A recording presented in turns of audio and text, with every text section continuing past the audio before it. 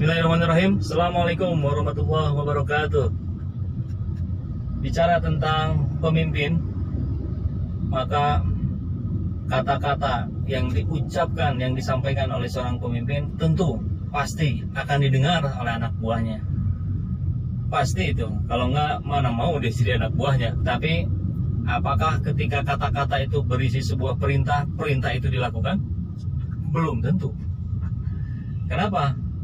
Karena yang dilakukannya itu harus siap dulu dilakukan oleh anak buahnya. Kalau diminta manjat pohon, tapi si anak buahnya nggak bisa naik pohon, ya sulit juga. Mungkin tidak akan dilakukan. Kalau anak buahnya diminta untuk menganalisa kebutuhan perusahaan, kebutuhan organisasinya, tapi dia tidak punya pengalaman, dia tidak punya kompetensi untuk melakukan tahapan-tahapan analisa yang benar, maka itu nggak akan benar juga hasilnya. Apa yang dilakukan oleh seseorang itu memang harus yang menjadi kompetensinya. Jadi kata kuncinya memang ada di kompetensi. Apakah dia kompeten untuk melakukan sesuatu yang kita perintahkan atau tidak? Apakah dia punya kompetensi untuk melakukan inovasi? Apakah dia punya kompetensi untuk melakukan kreativitas? Kompetensi itu kan bisa dilihat dari hasil kerja yang sebelumnya. Ada nggak pengalaman ke arah sana? Kalau level operator yang sangat bagus kinerjanya, yang sangat telaten, sangat teliti, tapi dia tidak pernah melakukan inovasi, ya sulit. Ketika dia diminta untuk melakukan inovasi, dia akan kerepotan, kewalahan. Yang kedua juga adalah sikap mentalnya. Ketika seseorang diminta untuk melakukan terobosan-terobosan, tapi dia tidak berani, tapi dia tidak siap, dan dia malah juga tidak terbiasa melakukan itu, maka terobosan tidak akan bisa dilakukan. Dia akan banyak ketakutan-ketakutan, dia akan banyak kekhawatiran-kekhawatiran, dan itu jadi hambatan besar. Sebetulnya yang jauh lebih utama adalah apakah yang diperintahkan itu juga sudah dilakukan oleh yang memerintahkan. Karena pemimpin itu dalam banyak hal sama dengan peran dan fungsi dari guru, digugu dan ditiru. Proses peniruan ini yang ada nggak? Pemimpin juga sering dikatakan sebagai teladan. Teladannya bagaimana? Karena dia akan diteladani oleh anak buahnya. Kalau misalkan pemimpin meminta anak buahnya untuk melakukan koordinasi yang efektif dengan lintas menteri, tapi fungsi koordinasi yang diperankannya pun selama ini tidak berjalan dengan efektif, ya nggak bisa disalahkan juga kalau kemudian anak buahnya tidak melakukan hal yang sama. Anak buahnya tidak melakukan hal yang diminta. Tidak ada kerjasama tanpa perspektif yang sama. Ini perspektifnya dulu yang harus sama. Nah, dari data, dari fakta di lapangan memang menunjukkan bahwa sumber utama adanya konflik, adanya miskoordinasi, miskomunikasi itu diawali terlebih dahulu dengan beda persepsi. Bayangkan ketika si A persepsinya berbeda dengan si B, 1 atau 2 derajat saja perbedaannya, maka semakin lama itu akan semakin menjauh perbedaannya, kan gitu ya. Arah kiblat beda 1 derajat dari Indonesia, itu kan nyampainya nggak ke Mekah, itu bisa jadi malah ke tempat lain, bisa jadi malah ke Rusia gitu. Makanya di sholat kan ada anjuran untuk kita secara berkala menyamakan kembali arah derajatnya ke sebelah mana, arah kiblatnya ke sebelah mana. Secara konvensional ada matahari kan, tapi secara teknologi juga kan sekarang sudah banyak orang bisa melakukan itu, mengecek setiap saat. Nah, apa yang dicek?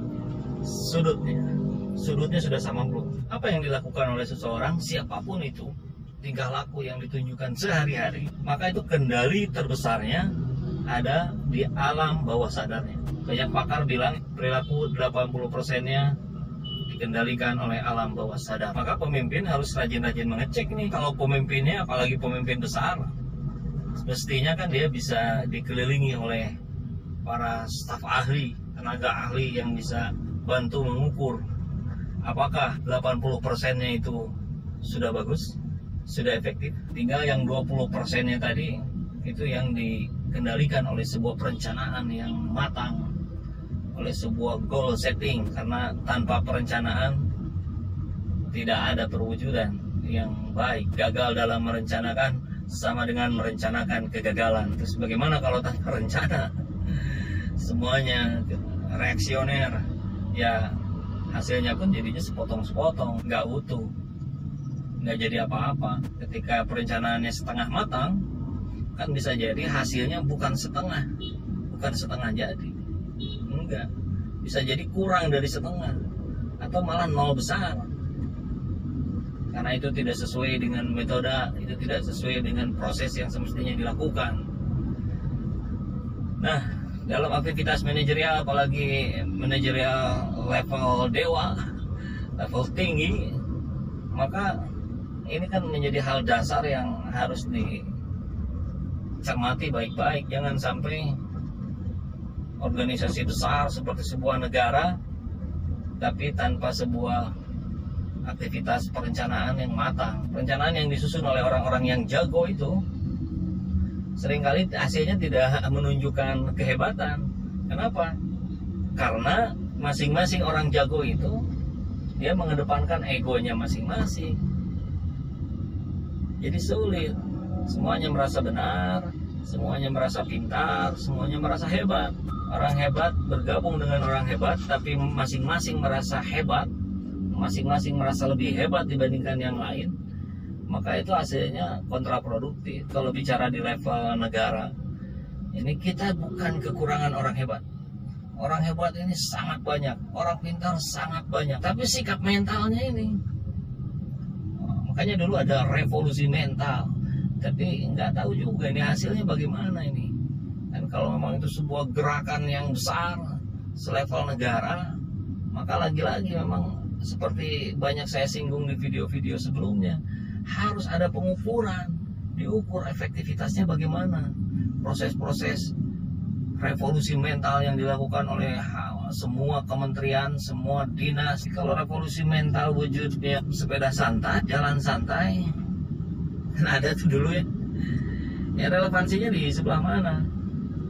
Bukan tidak boleh, itu sebagai sebuah perayaan sih boleh-boleh saja, tapi kan yang terpenting bagaimana itu diwujudkan, hasilnya seperti apa. Harus muncul juga raportnya ini yang detail. Rakyat tahu, harus dikasih tahu tuh rakyat. Kenapa? Ya biar perspektifnya jadi sama antara penguasa dan yang dikuasai. Sehingga kami ini rakyat jelata yang di bawah juga bisa ikut memahami, oh ini sedang berproses, oh prosesnya sedang sampai sini, nanti akan menuju ke sini, target waktunya di sini, bukan sekedar dibahas di rapat-rapat terbatas yang bagaimana bisa kita tahu gitu. Ya, semua memang nggak semua bisa harus diketahui oleh rakyat. Memang saya juga sebagai rakyat paham itu, tapi juga banyak sebetulnya yang harusnya sih tidak ditutup-tutupi. Era transparansi, hari ini eranya kan era keterbukaan, nggak mestilah banyak-banyak ditutup-tutupi. Itu ketahuan juga akhirnya. Setelah pandemi ini banyak perubahan anggaran, banyak perubahan prioritas, fokus kerja dan sebagainya. Tolong disampaikan dengan bahasa sederhana pada rakyat agar rakyat paham. Semua menteri bicara di publik, sampaikan itu. Jangan juga berdalih dengan bahasa itu sudah bisa diakses. Ya buat apa ada RRI, buat apa ada TVRI, buat apa ada YouTube channel yang bisa dimanfaatkan oleh seluruh instansi pemerintah. Saluran-saluran itu kan harus dioptimalkan. Sekarang masa media klarifikasinya justru ada di Deddy Corbuzier. Ini tanggung jawab pemerintah. Rakyat sudah memberikan kepercayaan yang kedua kali buat pemimpin yang sekarang. Nah saya kira hasil periode kedua ini kan harus lebih bagus dibandingkan yang periode satu. Harus bisa continuous improvement. Harus ada peningkatan yang berkelanjutan. Nah, ambil data periode kemarin seperti apa, sekarang bagaimana, kenaikannya sejauh mana, itu bisa berhasil karena apa, ini gagal karena apa, untuk menanggulangi kegagalannya akan dilakukan apa. Ini hal-hal sederhana, ini hal-hal yang mudah untuk dilakukan, apalagi ada orang-orang hebat tadi. Tapi kembali, kuncinya adalah bagaimana mengumpulkan orang-orang hebat ini, bagaimana memanfaatkan orang-orang hebat ini yang ada di pemerintahan agar semuanya bisa optimal, agar semuanya bisa terberdayakan secara maksimal. Jangan sampai beberapa pihak atau banyak pihak dimintai pendapat, tapi ternyata pendapatnya sendiri tidak dijadikan pertimbangan. Nah, ini kan jadi kesedihan yang berbeda kalau kemudian dianggap bahwa itu sudah dipertimbangkan, tapi pada akhirnya kami memutuskan. Nah, harus dijelaskan kenapa tidak diambil. Logika saja yang dipakai kan akal sehat kan gitu. Kalau dipermainkan kelihatan lah, ketahuan lah. Rakyat makin pintar. Bangsa ini membutuhkan keteladanan. Bangsa ini membutuhkan contoh-contoh pemimpin yang bisa ditiru oleh seluruh rakyatnya. Karena setiap rakyat juga adalah pemimpin. Kan gitu ya. Pemimpin buat dirinya sendiri minimal. Apakah saya harus percaya apa yang pemimpin katakan? Atau saya harus percaya apa yang saya lihat dengan mata kepala sendiri dan saya dengar dengan telinga sendiri? Orang kan pasti memilih yang kedua. Secara akal sehat orang akan lebih percaya fakta dan data yang dilihatnya sendiri, yang didengarnya sendiri, yang dirasakannya sendiri. Berikanlah contoh pada kami.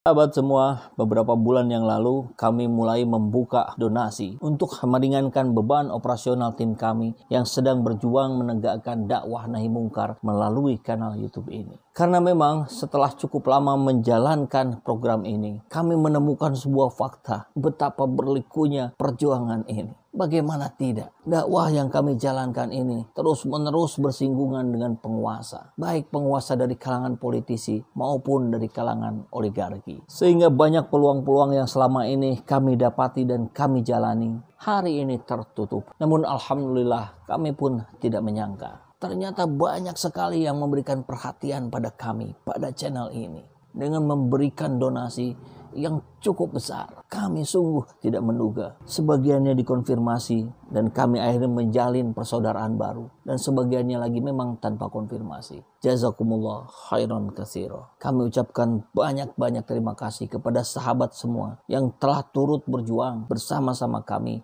dalam membela kebenaran, dalam memperjuangkan keadilan. Bagi kami ini tentu tidak sekedar soal finansial. Tapi itu menjadi dorongan semangat bahwa ada rekan-rekan kita, ada sahabat-sahabat kita yang membersamai kami di sini. Dan buat sahabat-sahabat semua yang masih ingin terus membersamai kami, sahabat bisa memberikan donasinya ke nomor rekening yang ada di bawah sini. Dan dapat mengkonfirmasinya melalui nomor WA yang ada di sini. Insya Allah yang kami terima ini selain bisa meringankan beban tim operasional kami, tapi kami juga menyalurkannya pada orang-orang yang memang sangat membutuhkan bantuan hari ini.